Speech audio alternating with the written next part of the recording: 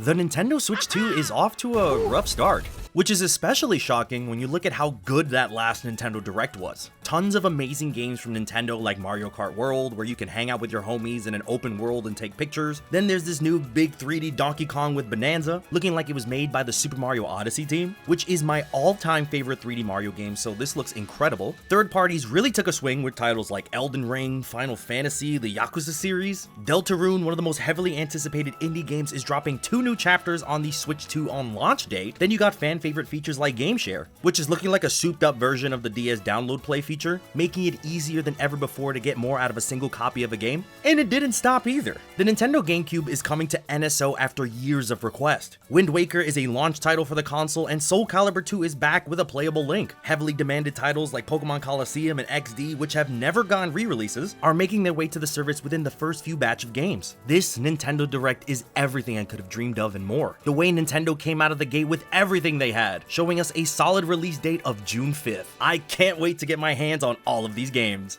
Alright Nintendo, what's the price? You ended the Direct without showing the price? Oh no! Mario Kart World is what? I see why you did that now. And everybody on the internet was completely calm with this announcement, obviously. So I wanted to take a dive into this whole situation because the pricing around this console has been a press nightmare for Nintendo, which is a tough hand to be dealt right now when you're trying to release your brand new hardware. But before I get into it, let me know in the comment section below, will you be grabbing a Switch 2? It could be at launch, or are you waiting to grab it down the line? I mentioned how I feel about the whole thing in this video, as it's been a spicy and emotional week to be a Nintendo fan. And while you're down there, please be sure to hit that like button. I asked for likes in my last video to help me get a Switch 2, and I was under the impression that it was going to be a $400 console. So surprise, the price went up, so I need more likes now. Thanks. I want to mention that I'm talking from a United States point of view. I know different regions have different rules with their Nintendo Switch 2 release, like how Japan has a region-locked exclusive version that is considerably cheaper, but I live in the US, so I'll be crying from this side of the world.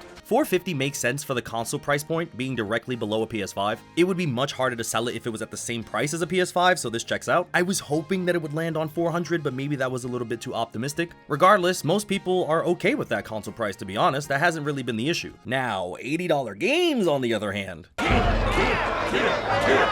So Mario Kart World is the debut of the first ever major game releasing for $80, not counting games that are like special editions or come with some fun gaming memorabilia. Up until now, most of the big major players in the gaming space were dropping their games for $70. Even $70 has been a point of contingency within the gaming community, as people are always going back and forth with what kinds of games warrant what price. It even got so bad that during the Nintendo Treehouse presentations, showing off all the new Nintendo Switch 2 games in context, the chat was just filled with people spamming drop the price. It was pretty tough to see any other comments in this chat because of this. Then of course, I have to mention the orange elephant in the room. It has been confirmed that Switch 2 pre-orders were postponed, as to assess the potential impact of tariffs and the evolving market conditions, basically saying they don't exactly know what's going on, but there is a potential that maybe, kinda, sorta, this price is probably going to be even higher.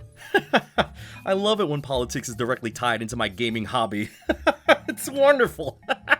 Although Nintendo isn't exactly out of the woods yet, as some of their own corporate greed is showing its face, considering that Mario Kart pricing was there before the tariffs announcement, so they were the first ones to make this move. But then I look at some of their other decisions, like what they did with their virtual tour game. This was shown off during the Direct and demonstrates all the neat features you can do with the Joy-Cons too, a bunch of mini games to give you a feel of the new console you bought. It's a great game to include with the console to get people excited with their new toy. Oh, it's not actually included with the console. It's actually it's a separate game that they're charging for. Ooh. I'm not saying the work behind the game isn't worth the money to buy it. I'm saying this feels like a cultural shift with Nintendo. You remember when they added Wii Sports as the bundle game, and that basically changed the world? Then you look at what they did with the PlayStation 5, where Astro's Playroom was included on everyone's console for free, which was a fully playable 3D adventure that was so good, it went on to make a sequel that went on to become the game of the year. It just feels a little strange to charge for something like this. Mario Kart World might be the biggest offender though, because it's something that will ultimately change the gaming space forever. Regardless of what's happening in the world or in politics, Nintendo was the one to open the Pandora's box of $80 games. And now that that box is open, it is something that will affect everything else moving forward. This is now the new normal. More games will be priced at $80. Of course, this is going to be done on a case-by-case basis, but a new tier in gaming has opened up. People now have to ask themselves what is considered worthy of a $80 price tag. I can understand the arguments around Mario Kart World. This is a game that's launching with the console, and Mario Kart is a generational system seller. If you own a Nintendo console, you likely have have a version of Mario Kart on it, from the most hardcore gamer to Mario Kart being the only game they own. And this one is loaded up with tons of new features and online components. It's one that people will easily get thousands of hours into, so I can see why Nintendo would go that route for this game. I imagine the next Super Smash Bros. Will also be $80. This is another generational system seller that's in everyone's collection. It will also likely have a ton of new game modes and features, plus all that third-party inclusions for the characters are going to be a big seller for that one too. I imagine they'll be upping the price for this one, to make it seem like the most premium Smash Bros. Out there. Then of course there's The Legend of Zelda. Considering Tears of the Kingdom opened the Pandora's box of $70 Nintendo games, it only seems right that the next big 3D Zelda would also be an $80 game. It might be years until we see that game, but you know it's going to be bigger than ever before. As for the rest of Nintendo's franchises, I do see them sticking with the $60 to $70 games, mainly because titles like Donkey Kong Bonanza are setting the stage of what that can look like. I imagine games like Splatoon, the next 3D Mario, Fire Emblem, etc. will follow these $70 price tags. And then I look at Pokemon. Oh lord, what are you gonna do with that? I don't want to live in a world where Pokemon games are $80, but they still look like this.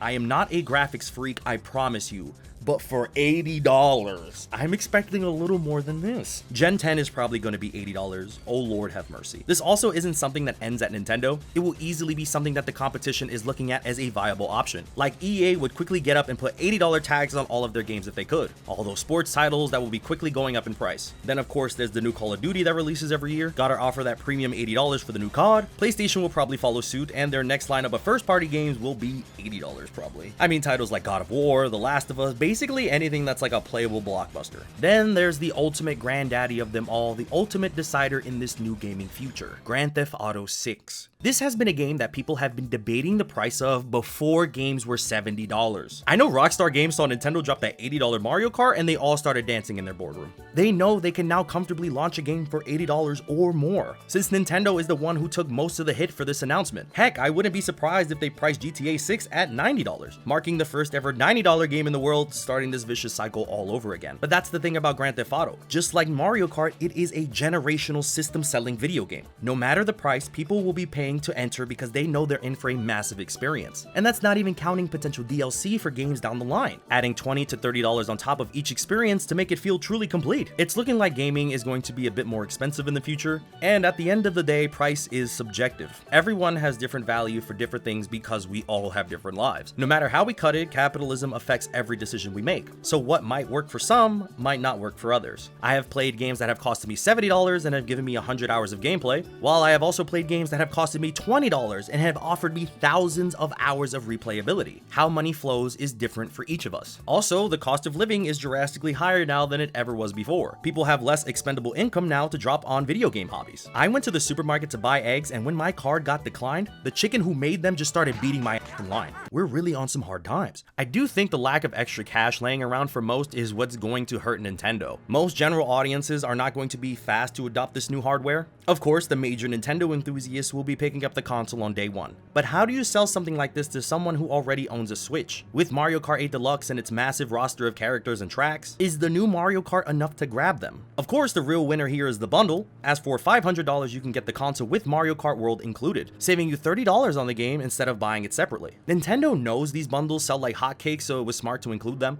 This is the main bundle that moved that original Switch like crazy. But at the end of the day, it's the Nintendo exclusives that are moving this platform. The lineup looks insane already, then all these extra third-party launches are just icing on the cake. So we're just gonna have to wait and see how much this price point will affect their bottom line. Now to answer the question on everybody's mind. Will I be getting a Switch 2 at launch? To be honest, I think I'll be waiting a bit. Not for a sale, we know Nintendo notoriously never does those, but rather the launch lineup isn't enough for me to grab the console just yet. A lot of my game time is dedicated to live service games like Fortnite and Marvel Rivals, Multiverses 2. Good night, sweet prince.